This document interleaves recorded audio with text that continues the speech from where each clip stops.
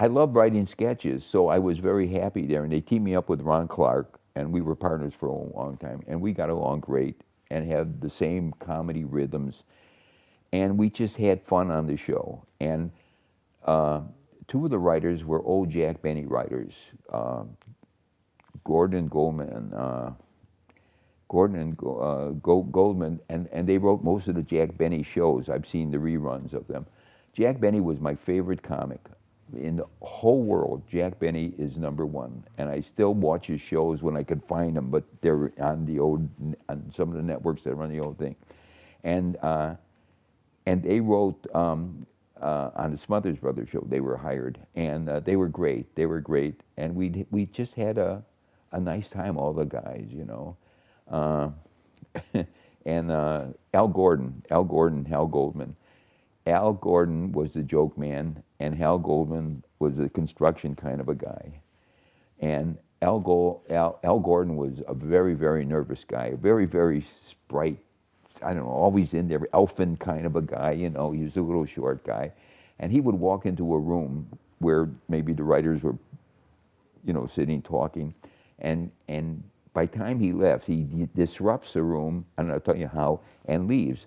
So it was the time of the second, was it the third year, and the original producers, Sal Ilson and Ernie Chambers, were going to leave, and Tommy and Dickie were going to take over as producers of their own show. And so Al Gordon would come in and say, you two guys, you're going to stay. You two guys, you're going to leave. You two guys, you know, and get everybody nervous and leave the room. And then he'd come back, he's, you know, a couple of days later, no, here's what it is now. You two guys are going to stay. You two guys are going to leave, you know. And he would do that. He would be able to get a room and go crazy and leave and just walk out, you know. But he was a great, great joke writer, great joke writer. And the whole show was fun for me because the sketches, you know, it was one of the few shows at the time where the parents and the kids could watch together. You know, it wasn't that way out, but it was a little, the subjects were a little wilder than usual. The first year it was an instant, it was a hit. You know, I think they put them against Bonanza. I wasn't on the first year. I came on the second year. Ron Clark and I were on the second year. And they were nice. They were great guys, Sal and Ernie, and we had fun. The show was a little bit scandalous, I guess, because we would do wild things, and it was fun, and I loved it. And there were boundaries. People say there were, you know, we did everything. I don't think that's what really.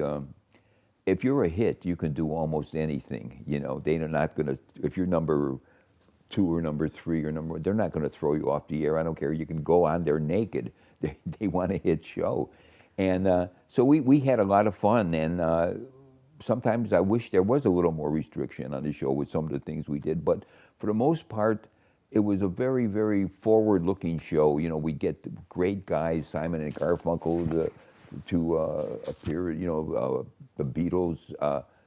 It was a film thing that Tommy went over to get. But you know, you're dealing with that whole.